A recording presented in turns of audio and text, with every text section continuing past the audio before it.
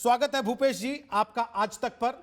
सबसे पहले, हर दिन नए रिकॉर्ड कोरोना बना रहा है। जिस बीमारी से देश ने एक तरीके से मान लिया था कि हमने दुनिया के सामने एक एग्जाम्पल सेट कर दिया, उसकी दूसरी वेव कहर बरपा रही है। छत्तीसगढ़ के हालात कैसे हैं अभी? बिल्कुल सही आपने कहा कि ये दूसरा जो लहर है वो ज्यादा घातक है पहले लहर की अपेक्षा। पहली लहर शहरी क्षेत्रों तक ही सीमित थी, लेकिन ये दूसरी जो लहर है वो ग्रामीण क्षेत्रों तक फैल गया है और जो बेहद चिंताजनक है। और हम लोग जितनी सुविधाएं बढ़ाते जा रहे हैं, ये परेशानी भी उतनी बढ़ती जा रही है। आप देखेंगे हम मार्च में जहां टेस्टिंग जनवरी महीने में हम 22,000 कर पा रहे थे, उसे बढ़ा के फरवरी में 30,000 मार्च में हमने किया था। अब बढ़ के वो 40,000 तक के प्रतिदिन हम लोग टेस्टिंग कर रहे हैं।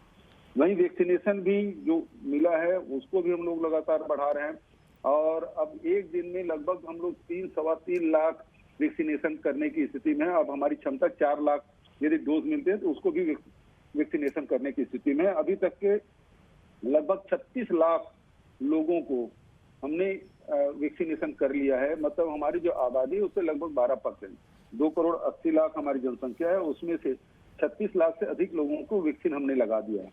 उसके बाद भी लगातार ये आंकड़े बढ़ रहे हैं। पिछले साल जो पीक में अगस्त सितंबर महीने जो पीक था उसमें लगभग 3800 हमारे एक दिन में अधिकतम रहा है। अब वो लगभग 10,000 को छू रहा है। ये बड़ी चिंताजनक बात है और इसलिए लगभग हमने 207 कंटेनमेंट जोन घोषित किया हुआ है। अब 144 धारा तो लगा ही हुआ है पूरे प्रदेश भर में। उसके अलावा अब दुर्ग है, रायपुर है, बेमेतरा जिले में हमने लॉकडाउन भी घोषित किया है क्योंकि इन्हीं शहरों में ये संख्या बढ़ी है। तो इसलिए जितने भी आवश्यक कार्रवाई है वो हम लोगों ने किया। उसके अलावा भी जहां शासन प्रशासन और फ्रंटलाइन वर्कर हैं वो काम कर रहे हैं, उसके अलावा सामाजिक संगठनों से भी और भी जो लोग हैं स्वयं संगठन, उनसे भी हम लोग सहयोग ले रहे हैं ताकि सब लोग के भागीदारी सुनिश्चित करके इस लड़ाई को हम लड़ें। भूपेश जी, वजह क्या लगती है आपको, क्यों ऐसा हुआ? जब सब कुछ कंट्रोल में आ रहा था उसके बाद हालात अचानक बिगड़ क्यों गए? छत्तीसगढ़ में खास तौर पे क्या वजह देखते हैं आप? लोग ढीले पड़ गए, प्रशासन ढीला पड़ गया, क्या हुआ? पूरे यदि दुनिया के हिसाब से देखेंगे तो दूसरे देशों में भी सेकंड वेव आया, हिंदुस्तान में भी सेकंड वेव आया। छत्तीसगढ़ में पिछले समय जो व्यवस्था थी उसमें हमने सीमाओं को सील किया था, एयरपोर्ट बंद था, रेलवे बंद था, लेकिन भारत सरकार ने जैसे एयरपोर्ट और रेलवे और सीमाओं को खोला वैसे हमारे यहाँ तो मात्र 3 कोरोना पॉजिटिव रह गए थे। अब वो बढ़ के फिर 3800 तक पहुंचा था और अभी भी ये स्थिति ये है कि लैंडलॉक स्टेट है, 7 राज्यों से घिरा हुआ। इस राज्य से गुजर के बहुत सारे प्रदेश के लोग यहाँ से आते जाते हैं और इस कारण से ये जो आंकड़े हैं वो बढ़ते जा रहे हैं और भयावह है। और अब इसमें जो देश की स्थिति बनेगी वो हमारी माने, चाहे दिल्ली हो, चाहे महाराष्ट्र की बात हो, चाहे पंजाब की बात हो, चाहे छत्तीसगढ़, हमारा सीमा महाराष्ट्र से भी लगा हुआ है, तो इधर उड़ीसा और झारखंड से भी लगा हुआ है, साउथ से भी लगा हुआ है। तो ये जैसे महाराष्ट्र में भी जो मैक्सिमम केसेस थे मुंबई, पुणे और इस प्रकार के उससे जुड़े हुए इलाके में था, लेकिन अभी जो सेकंड वेव आया है वो विदर्भ में आया है, नागपुर के इलाके में आया सबसे पहले, इसीलिए लॉकडाउन नागपुर में किया गया और नागपुर से लगा हुआ हमारा पूरा इलाका है। हजारों परिवार वहां से जुड़े हुए हैं जो रोजी रोटी के लिए जाते आते हैं, नौकरी के लिए आते हैं, रोजगार के लिए। तो वो ये होली की जो छुट्टी है या वहाँ जो लॉकडाउन हुआ उसमें बड़ी संख्या में हमारे आए। तो सीमावर्ती जो जिले हैं जिसमें राजनांदगांव जिला, बेमेतरा, मुंगेली, दुर्ग, रायपुर, इन जिलों के ग्रामीण क्षेत्रों में भी बड़ी संख्या में संक्रमित हुए हैं।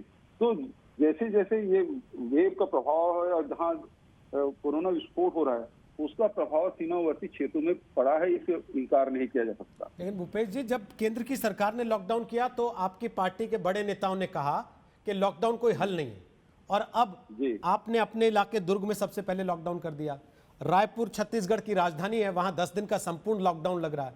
तो फिर लॉकडाउन क्यों, जब आप लॉकडाउन को इलाज ही नहीं मानती आपकी पार्टी? तो देखिए, आप यदि आप राजनीतिक ढंग से बात कर रहे हैं तो वो वो स्थिति नहीं थी जिसमें लॉकडाउन किया जाए। अचानक आप लॉकडाउन कर दिए, किसी को तैयारी किए बिना। हम 4 दिन पहले हम बता रहे हैं कि हमको लॉकडाउन करना है, 5 दिन पहले बता रहे हैं लॉकडाउन करना पड़ेगा, और लोगों को विश्वास में लेके कर रहे हैं। ये अचानक टेलीविजन में प्रकट हुए और उसके बाद लॉकडाउन घोषित कर देंगे तो हड़कंप मचेगा ही। हमने दुर्ग में लॉकडाउन किया, चलिए बताइए कौन सा हड़कंप मच गया? या रायपुर में लॉकडाउन आज शुरू हुआ, उसमें कौन सा हड़कंप मच गया? लोगों को विश्वास में लेके यदि कोई काम करेंगे तो उसका रिजल्ट आएगा। यदि बिना विश्वास मिले, राज्यों को बिना विश्वास मिले, समाज को बिना विश्वास मिले, उद्योगपतियों को बिना विश्वास मिले, व्यापारी और कर्मचारियों को बिना विश्वास मिले के करेंगे तो वो भयावह स्थिति होगी। लेकिन उस बात का इस बार बहुत से लोग ये आरोप लगा रहे हैं, पिछली बार तो ठीक है लॉकडाउन से हड़कंप हुआ, इस बार हड़कंप ऑलरेडी मच गया था इसलिए लॉकडाउन आपको करना पड़ा। और दुर्ग को लेकर खासतौर पे लोगों ने सवाल उठाए कि वो आपका अपना इलाका है मुख्यमंत्री का, और वहां की तस्वीरें बहुत तरीके की वायरल हुई। मुख्यमंत्री पूरे प्रदेश का होता है भाई, कोई इलाके का नहीं है। कुत्ते बिल्ली होता है इलाका इलाका, पूरा प्रदेश हमारा है जी। लेकिन दुर्ग दुर्ग में हुआ, मैंने पहले ही बताया कि ये दुर्ग है, दुर्ग संभाग जो महाराष्ट्र विदर्भ के सीमा से लगा हुआ है और हजारों लोग रोज का आना जाना है, और वो संक्रमण हुआ, निश्चित रूप से उसे स्वीकार करते हैं। संख्या बढ़ी भी है। भिलाई स्टील प्लांट के कारण से ये कॉस्मोपॉलिटन सिटी के रूप में है, जिसमें हर प्रदेश के, हर देश के, हर राज्य के, हर जिले के लोग वहाँ नौकरी में रहते हैं। तो लोगों को आवागमन भी रहा है और उसके कारण से ये स्थिति बिगड़ी भी है। महाराष्ट्र के स्वास्थ्य मंत्री ने कुछ बातें कही, जिसके बाद देश के स्वास्थ्य मंत्री ने जवाब दिया, और एक तरीके से तस्वीर ऐसी हो गई कि केंद्र और राज्य वैक्सीन को लेकर आमने सामने हैं। क्या छत्तीसगढ़ की स्थिति भी केंद्र के साथ वैसी ही है जैसी महाराष्ट्र की है, या आप संतुष्ट हैं कि जितनी मदद देखिए चाहिए उतनी आपको मिलती है? कल प्रधानमंत्री जी के जो कार्यक्रम था और उसमें जो हेल्थ सेक्रेटरी ने रिपोर्ट दी, देश भर में 24 लाख वैक्सीन तैयार हो रहे हैं, और हमको जो मिल रहा है लगभग 3 लाख के आसपास मिलता है, रोज मिलता है, और रोज हमको लगाना पड़ता है। तो मैंने ये बात प्रधानमंत्री जी से कहा कि चूंकि हमारी भौगोलिक स्थिति ऐसी है कि हमारे जिले बहुत दूर दूर हैं, जंगल का इलाका है, 44% हमारे जंगल है, तो हमको यहाँ से सुकमा 500 किलोमीटर, यहाँ से बीजापुर 500 किलोमीटर, यहाँ से उत्तर में जाएंगे तो बलरामपुर या सरगुजा जाएंगे तो 500 किलोमीटर से कम नहीं पड़ता। तो रोज रोज इसको ले जाने में बहुत परेशानी होती है। यदि इन जिलों के लिए हमको 1 सप्ताह के लिए भी यदि स्टॉक दे दिया जाए तो वहाँ वैक्सीनेशन आराम से किया जा सकता है। अभी भी हमारे पास लगभग 4-4.5 लाख वैक्सीन है, और एक दिन में हम करीब 3 लाख से 4 लाख लगाने की स्थिति में, एक दिन में हम अधिकतम 3.25 लाख वैक्सीन लगाए हैं।